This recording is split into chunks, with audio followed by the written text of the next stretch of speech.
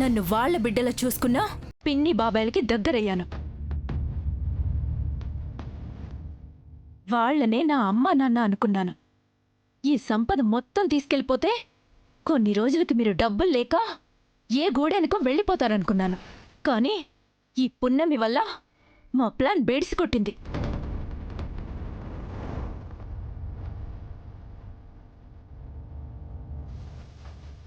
అది ఒకందుకు మంచిదే అయింది. బాబాయ్, ఈ ఆస్తి మీద సర్వ హక్కులు నా పేరు మీదనే ఉన్నాయి.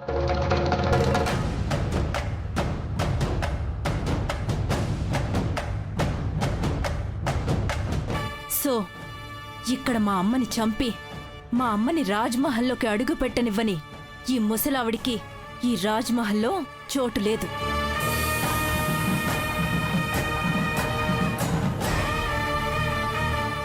అలాగే మా అమ్మని ఈ రాజ్మహల్కి తీసుకురాలేని ఈ పిచ్చాయనికి ఈ రాజ్మహల్లో చోటు లేదు. జాబిల్లి, పవర్ ఆఫ్ అటార్నీని అడ్డు పెట్టుకొని రాజమాతని అంకుల్ని బయటికి గెంటేయాలనుకుంటున్నావా? అవును పృథ్వీ, వాళ్ళు మాత్రం ఇక్కడుండడానికి వీల్లేదు. కావాలంటే మీ ఫ్యామిలీ ఇక్కడుండొచ్చు.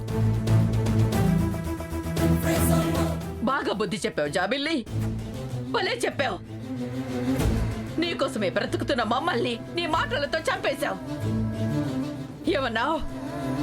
నా కొడుకు పిచ్చోడా?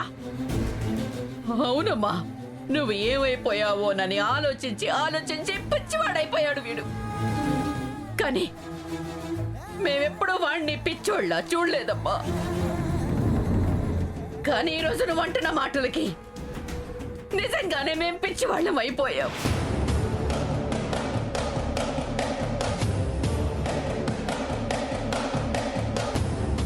జాబిల్లి, కన్న వాళ్ళని అర్థం చేసుకోలేని నిన్ను చూస్తుంటే జాలేస్తుంది. నువ్విప్పుడు నమ్ముతుంది విషం కక్కి పాముల్ని. వాటి కాటికి నువ్వు కూడా బలైపోయే రోజు వస్తుంది. బాబాయ్, వీళ్ళనిక్కడుంచే కొద్దీ నాకు నీతులు చెప్పడానికి ట్రై చేస్తుంటారు. అది నాకు నచ్చదు. మా అమ్మ చనిపోయినట్టు వీళ్ళని కూడా మంటల్లో వేసి చంపాలనుంది. కానీ వీళ్ళు నా కోసం చేసిన పూజల వల్ల వదిలేస్తున్నాను. ముందు వీళ్ళని బయటికి గెంటేసేయండి. అమ్మా జాబిల్లి, ఇదంతా తమాషా కోసం అన్నాను. ఇదంతా నాటకం, అబద్ధమని ఒకసారి రమ్మా. ఎందుకో నా గుండె పట్టేసినట్టు అనిపిస్తోంది. మీతో కామెడీ చేసేంత ఓపిక నాకు లేదు.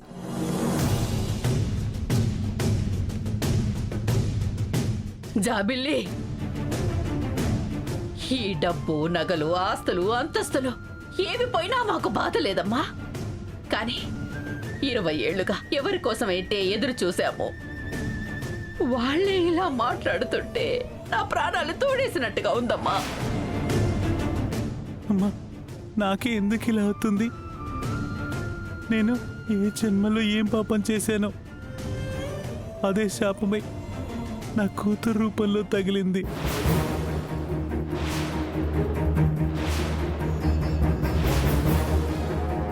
ఈ జాబిల్లి ఈ ఇంట్లో అడుగు పెట్టినప్పటి నుంచి ఏనాడు నా కన్న కూతుర్లా అనిపించలేదు.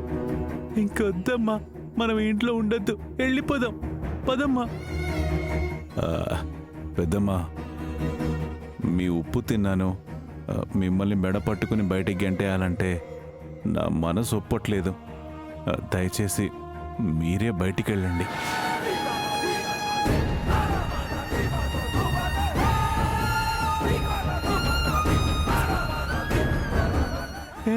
జాబిల్లి, వీళ్లతో చేతులు కలిపి పెద్దమ్మ గారిని, అయ్యగారిని బయటికి పంపించాలని చాలా పెద్ద తప్పు చేస్తున్నా. నిన్నంత తేలిగ్గా వదిలిపెట్టను. నీ ఆటని కట్టించి నీ తప్పు నువ్వు తెలుసుకునేలా చేసి మళ్ళీ వీళ్ళని ఇంట్లోకి తీసుకొచ్చి వీళ్ళని బయటికి గెంటేయకపోతే నా పేరు పున్నమియే కాదు, గుర్తుంచుకో.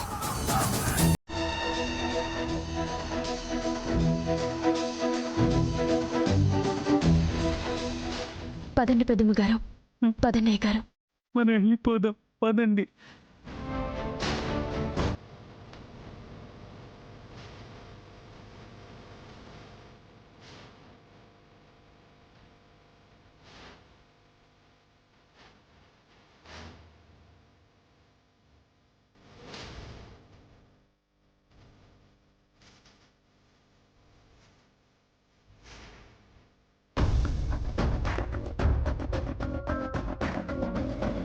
జాబిల్లి, అసలు నీ రూపం తెలియనప్పుడే ప్రాణంగా ప్రేమించాను.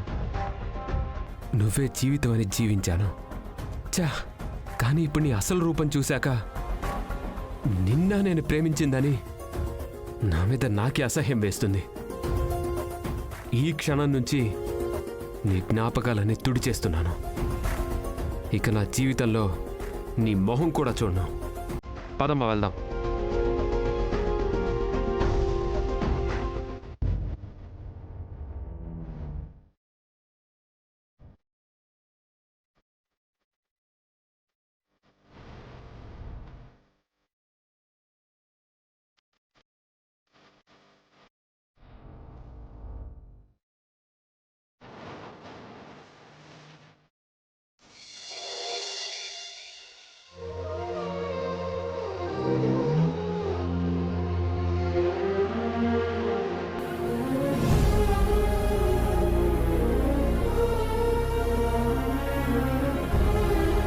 ఈ ఆస్తి మీద సర్వ హక్కులు నా పేరు మీదనే ఉన్నాయి.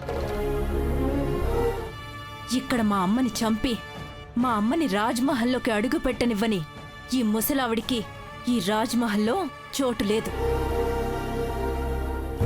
అలాగే మా అమ్మని ఈ రాజ్మహల్కి తీసుకురాలేని ఈ పిచ్చాయనికి ఈ రాజ్మహల్లో చోటు లేదు.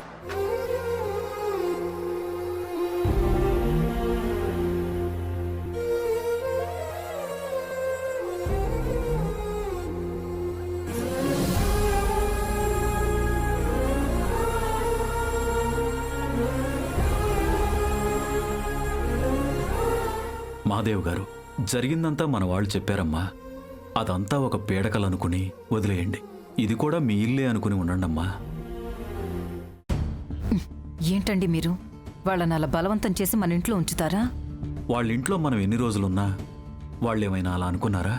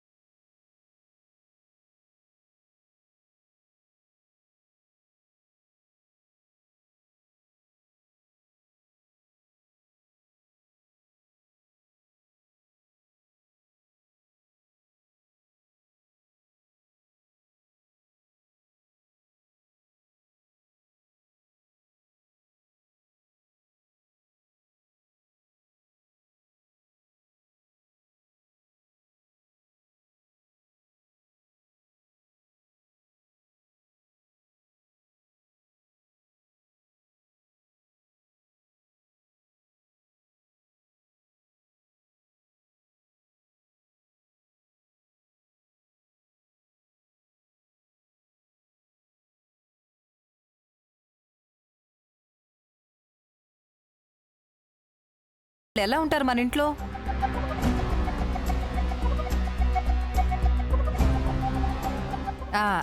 అదే రాజమహల్లో రాజభోగాలు అనుభవించిన వాళ్ళు మనలాంటి ఇళ్లలో ఒక్కరోజైనా బతకగలరా? వాళ్ళు బతకాలనుకున్నా మనం ఇలాంటి ఇళ్లల్లో వాళ్ళని ఉంచడం అంత మంచిది కాదురా.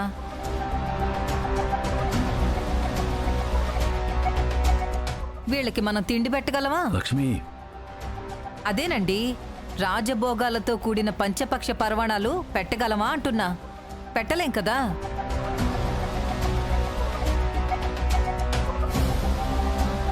కట్టుబట్టలతో వచ్చేశారు, వాళ్ళకి బట్టలైనా కొనగలమా? మన స్థాయికి దిగి మన బట్టలు కట్టుకోవడానికి వాళ్ళు ఒప్పుకున్నా ఇవ్వడానికి మనకి మనసు ఒప్పదు కదండి. అలాంటిదేమీ ఉండదు అత్తయ్య. రాజభోగాలన్నీ అరచేతిలో ఉన్నా వాళ్ళు కూడా మామూలుగానే బతికారు.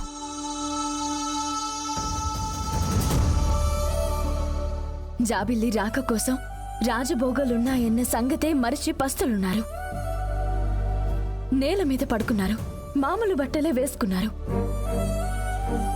ఇప్పుడు ఇవన్నీ కొత్తేం కాదు, మీరవన్నీ ఆలోచించకండి.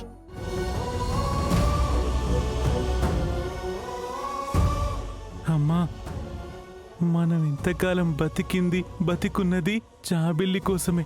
కానీ ఇప్పుడు చాబిల్లి లేదు. అయినా ఇప్పుడు మనం ఎవరి కోసం బతకాలమ్మా? అంకుల్, మీరు ఇలాంటి మాటలు మాట్లాడకండి. అవును శివదేవ్ గారు, మీరు జాబిల్లి అమ్మను చంపారన్న కోపంలో చిన్నపిల్ల ఏదో అలా చేసేసింది. రేపో మాపో ఆ తప్పును తెలుసుకుని మిమ్మల్ని ఇంటికి పిలుస్తుంది. అప్పుడు మీరు వెళ్ళిపోవచ్చు. ఎంతైనా మీ కూతురు కదా. కాదు, కానే కాదు.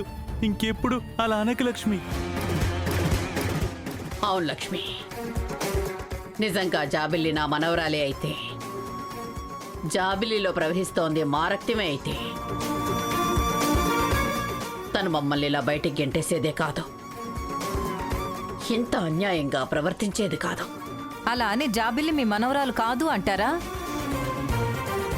అత్తయ్య, జాబిల్లి చేసిన గాయాలకి వాళ్ళ మనసులు ముక్కలయ్యాయి. ఇప్పుడు మళ్ళీ జాబిల్లి గురించి ఎందుకు? ఉదయం ఇంట్లో పూజ ఉందని ఎవరూ ఏం తినలేదు. నేను వెళ్ళి వంట చేస్తాను, ఉండండి. వద్దు పున్నమి, ఆగు. నేను ఆల్రెడీ టిఫిన్ ఆర్డర్ ఇచ్చేశాను. ఈ పాటికి వచ్చేస్తూ ఉంటుంది. పృథ్వీ, ఏమొద్దు, మాకు ఆకలిగా లేదు, మీరు తినండి. వాళ్ళు తినకపోతే నా కడుపు ఎందుకు మార్చుకుంటాను? నేను తింటాను. జాబిల్లి పెట్టిన బాధకి మా కడుపు కోతకి గురైంది. నాకేం తినాలనిపించటం లేదు. మా బిడ్డ మా మీద ప్రేమతో వచ్చిందనుకున్నా, కానీ పగతో వచ్చిందంట. ఈ నాన్న మీద పగతో, ఈ నానమ్మ మీద పగతో. ఆ మాట అనగానే నా ప్రాణం పోయింది. పున్నమి, రాజమాతకి అంకుల్కి టిఫిన్ పెట్టు. వద్దు పున్నమి, మాకు ఆకలిగా లేదు, మీరు వెళ్ళి తినండి. మీరేం మాట్లాడకండి. పున్నమి, టిఫిన్ తీసుకొచ్చి పెట్టు. అమ్మా నాన్న, మీరు కూడా రండి.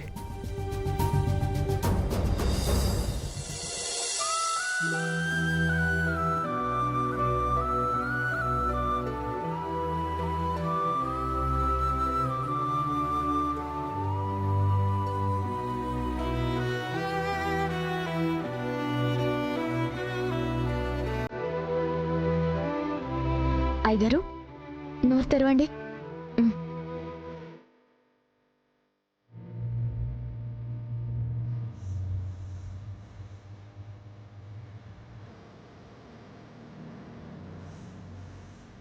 ఆ దేవుడు ఆ జాబిల్లి బదులు నిన్నెందుకు నా కూతురిగా పంపలేదు పున్నమి?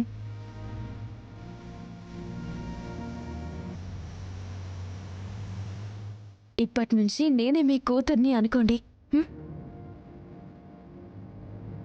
అయితే అయ్యగారు అని పిలవడం మానేసి నాన్న అని పిలువు పున్నమి.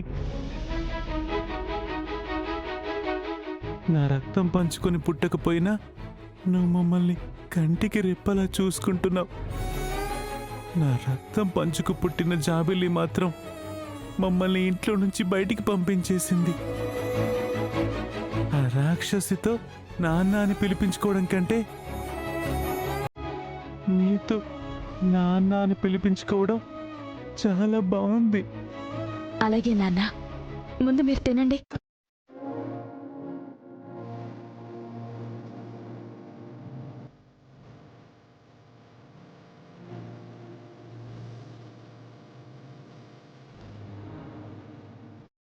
నాన్న, మంచినీళ్ళు తాగండి.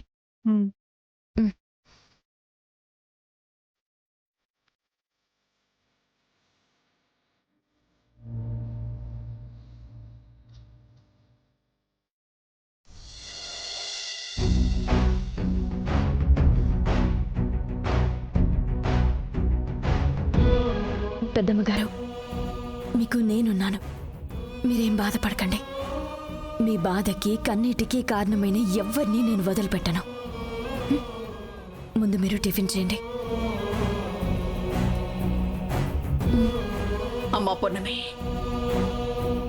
వాణ్ణి నాన్న అని పిలిచి నన్ను నానమ్మ అని పిలవలేవా? ఆ, అలాగే నానమ్మా, ముందు మీరు తినండి.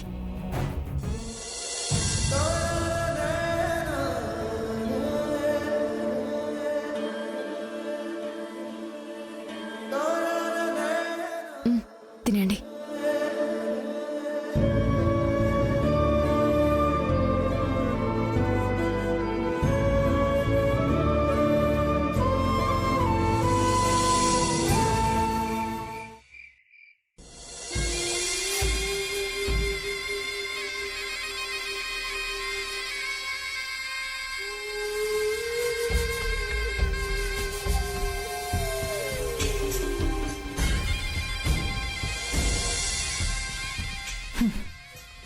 ఇప్పుడు నాకు చాలా సంతోషంగా ఉంది డాడీ.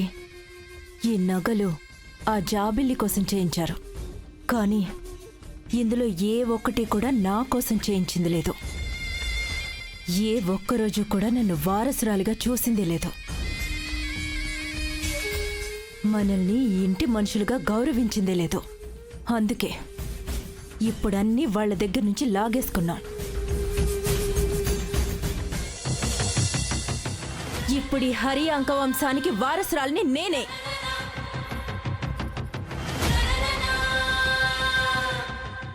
ఏ అవసరం వచ్చినా వాళ్ళని చేయి చాచి అడగాలి. అలా అడిగినా 1000 అడిగితే 100 ఇస్తారు. ఆ 100కు కూడా 100 ప్రశ్నలు వేస్తారు. ఇప్పుడు మనం ఎవ్వరిని అడగాల్సిన అవసరం లేదు. మనకు కావలసినంత డబ్బుంది. ఇదంతా మన సొంతం.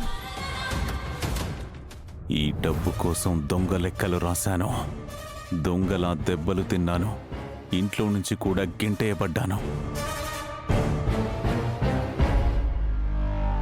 ఇప్పుడు నన్ను గెంటేసినోళ్ళని నేను కూడా గెంటేయగలిగాను.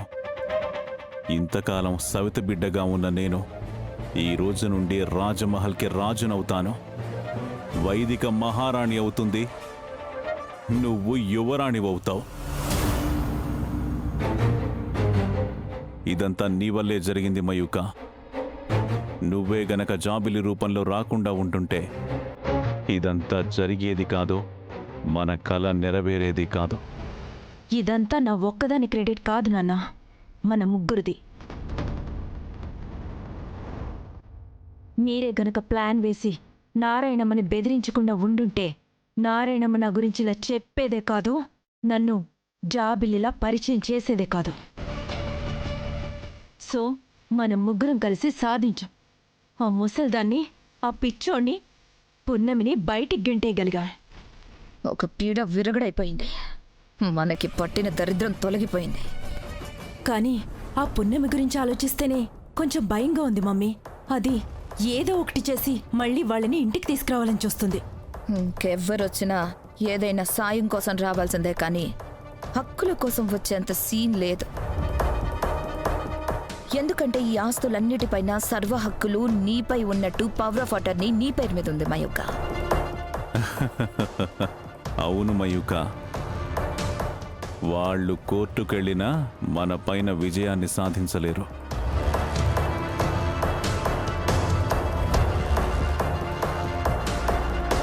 అంతా బానే ఉంది కదా మయూక, ఎందుకలా డల్ అయిపోయావు? అంతా బానే ఉంది మమ్మీ, కానీ ఈ హ్యాపీనెస్ షేర్ చేసుకోవడానికి నా యువరాజు కూడా ఇక్కడ ఉండుంటే బాగుండేది. కానీ ఆ పున్నమి తన్నుకుపోయింది. ఇంత డబ్బుంది, ఇన్ని ఆస్తులున్నాయి, ఇన్ని నగలున్నాయి, వీటిని ఎంజాయ్ చేయకుండా ఆ పృథ్వీ గురించి ఆలోచిస్తావు ఎందుకు మయూక? అయినా అప్పుడు వీటి కోసమే వాణ్ణి అల్లుణ్ణి చేసుకుందాం అనుకున్నాం. వాడితో ఎలాంటి అవసరం లేకుండానే వీటిని సొంతం చేసుకున్నాం. ఇంకా వాడితో ఏంటి మయూక పని నీకు? మయూక, ఫ్లైట్ ఎక్కాక విండోలో నుంచి సీనరీ చూసి ఎంజాయ్ చేయాలి గాని బాగుంది కదా అని అందులో నుంచి దూకడానికి ప్రయత్నించొద్దు మయూక. మీరు చెప్పేది కరెక్టే డాడీ, కానీ నాకు తెలియకుండానే పృథ్వీని ప్రేమించేశాను. దాందే ఉందిలే మయూక. ఆ లక్ష్మికి పున్నమి అంటే అస్సలు ఇష్టం లేదు కాబట్టి ఎలాగోలా పున్నమికి పృథ్వీకి విడాకులిప్పిస్తుంది. పృథ్వీకి జాబిల్ అంటే ఇష్టం కాబట్టి పృథ్వీ వచ్చి పెళ్లి చేసుకుంటాడు.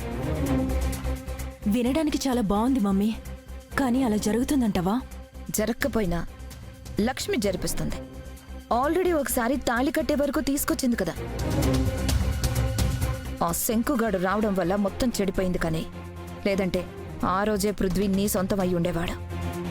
ఇప్పుడు నువ్వు ఆలోచించాల్సింది నువ్వు ప్రేమించిన పృథ్వీ గురించి కాదు. ఈ ఇంటి ఉప్పు తిన్న విశ్వాసంతో ఆ పృథ్వీ లాయర్ తెలివితేటలు ఉపయోగించి, పున్నమి తెలివితేటలు ఉపయోగించి మన మీద ఎలాంటి యాక్షన్ తీసుకుంటారో అది ఆలోచించాలి. అవును డాడీ, ఆ పున్నమిని తక్కువ అంచనా వేయడానికి వీల్లేదు. ఏం జరిగినా ఫేస్ చేయడానికి మనం సిద్ధంగా ఉండాలి. ఆ లోపు మనం ఏం చేయాలి, ఎక్కడికెళ్ళాలి అనేది కూడా ప్లాన్ చేసుకోవాలి.